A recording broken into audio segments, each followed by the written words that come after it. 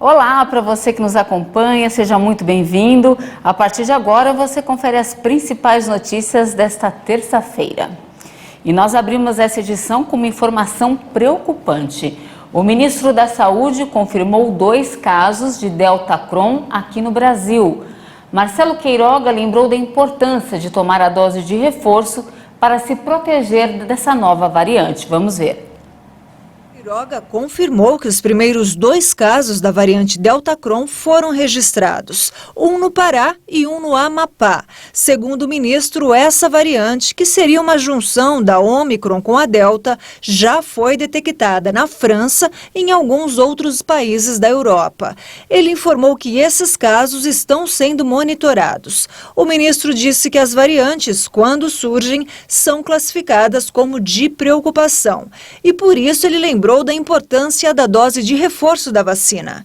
Apesar dos casos já confirmados na Europa e também nos Estados Unidos, ainda não há dados que possam definir a transmissibilidade ou ação do vírus em humanos.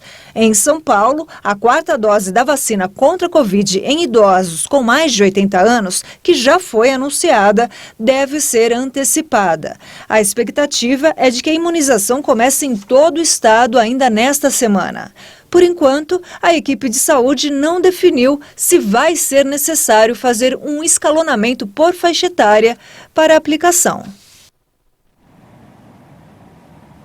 Você viu aí, não tem jeito, a vacinação continua sendo muito importante. Agora vamos lá para o Rio de Janeiro. A tragédia das chuvas que atingiram Petrópolis e deixaram mais de 200 mortos completa um mês hoje. E a luta agora é pela tentativa de reconstrução da cidade. Vamos ver. Um mês após o temporal que matou ao menos 223 pessoas, a cidade de Petrópolis, na região serrana do Rio de Janeiro, procura se reconstruir e voltar à rotina. O luto de familiares se une à dor de famílias que ainda buscam por 4 desaparecidos, além do drama enfrentado pelos 685 desabrigados e desalojados. O trabalho de busca pelos desaparecidos do Corpo de Bombeiros segue nos rios e no Morro da Oficina. Petrópolis também teve muitos prejuízos. A estimativa da Federação das Indústrias do Estado do Rio é de uma perda de 665 milhões de reais do PIB da cidade. O levantamento foi feito com base em dados de 286 empresas da indústria e do comércio. Mais de 60% destas empresas dizem ter sido afetadas pelas chuvas. Um mês depois, lojas da Rua Teresa, principal polo têxtil da região, ainda não abriram as portas. Entre os 685 desabrigados e desalojados que estão instalados em 21 abrigos da Prefeitura de Petrópolis, ainda há esperança de voltar para casa. A Defesa Civil tem trabalhado duro para liberar as casas afetadas pelos deslizamentos, mas que tenham condições de moradia. A Prefeitura estima que 40 pontos foram atingidos pelo temporal. A Defesa Civil dispôs de 16 equipes para vistorias, mas ainda há 3.000 processos a serem concluídos de um total de 5.700. São imóveis ou áreas que precisam de vistoria e laudo da Defesa Civil para atestar o risco. Agora vamos falar da guerra entre Rússia e Ucrânia.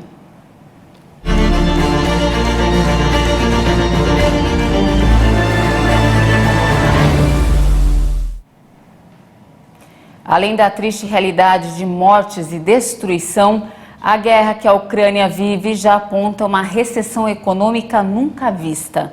O impacto deve afetar a segurança alimentar global. O governo ucraniano continua funcional, o sistema bancário estável e a dívida viável no curto prazo, mas a guerra provocada pela Rússia mergulha a Ucrânia em uma recessão sem precedentes. A avaliação é do Fundo Monetário Internacional.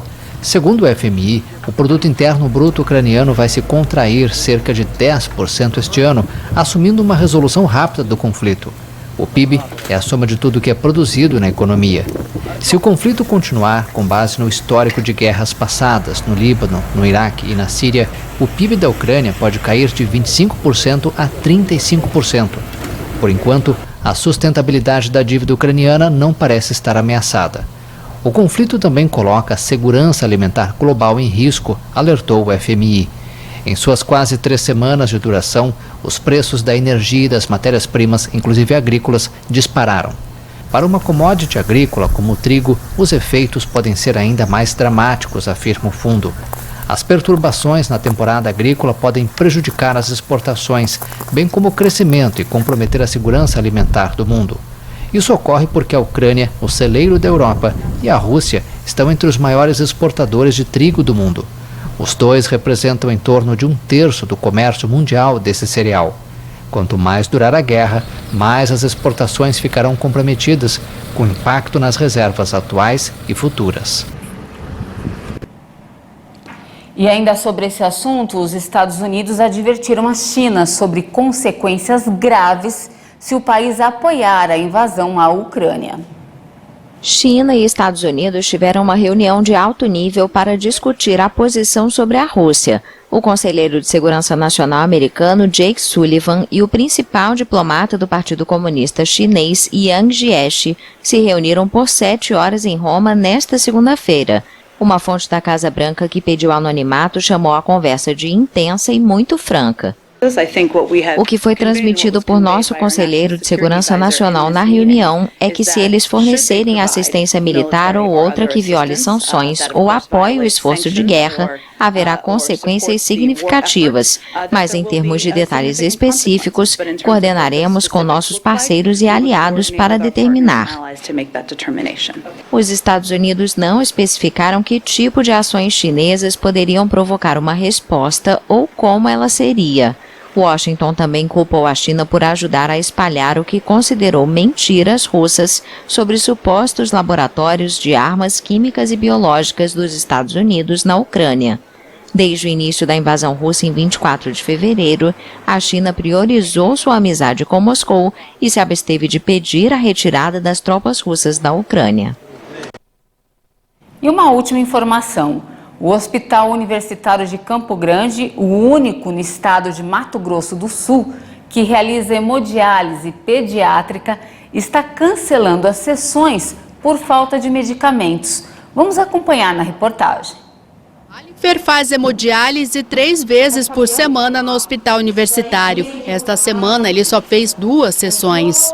Quarta-feira ligaram do hospital, falaram que não era para vir porque não tinha material para ele fazer. A Yasmin faz hemodiálise 6 vezes por semana, mas neste sábado ela não vai fazer, segundo a mãe, por falta de material. Está em falta o material e o que tem eles estão distribuindo da melhor forma possível para não deixar as crianças sem de hipótese alguma. Então isso eles estão diminuindo, estão tirando algumas sessões. Pelo mesmo motivo, o filho da Ana Carla não fez diálise na última quarta-feira. Na quinta, o menino foi internado. Nós estamos com dificuldade do material, então segura aí, aguenta com ele em casa e traz ele para dialisar só na sexta-feira. Quando foi ontem, né, aconteceu de eu vir com ele para o hospital novamente, né? As 3 crianças têm indicação de transplante. O procedimento que filtra as impurezas do sangue garante a sobrevivência delas, enquanto um doador compatível não aparece. Não tem como não estar no estado grave, se esse é o único tratamento que tem para segurar a vida desses pequenos até o transplante. As mães também reclamam da falta de catéter de longa permanência. Além do risco de infecção, o dispositivo usado em substituição ao ideal é muito desconfortável para as crianças. Hoje mesmo foi um pouco difícil para ele dialisar, por conta que está entorta, entendeu? O fluxo de sangue é bem complicado. Dos outros catéteres que ela passou, ela podia andar normal, de boa. Agora, por falta do catéter Permicat, o hospital não tem, já está em falta há mais de 30 dias, ela não pode estar andando. Para fazer isso, para entrar na vida de transplante, tem que estar indo para um outro estado. Poxa, por que não pode? Pelo menos os exames podem ser feitos aqui. Você entendeu? Aqui, as crianças, nesse ponto aqui, elas estão totalmente desassistidas. Que dureza, hein? E olha só, essa edição fica por aqui. Obrigada pela sua companhia. A gente volta a se encontrar amanhã, na edição das 10 horas. E claro, eu espero você. Até mais.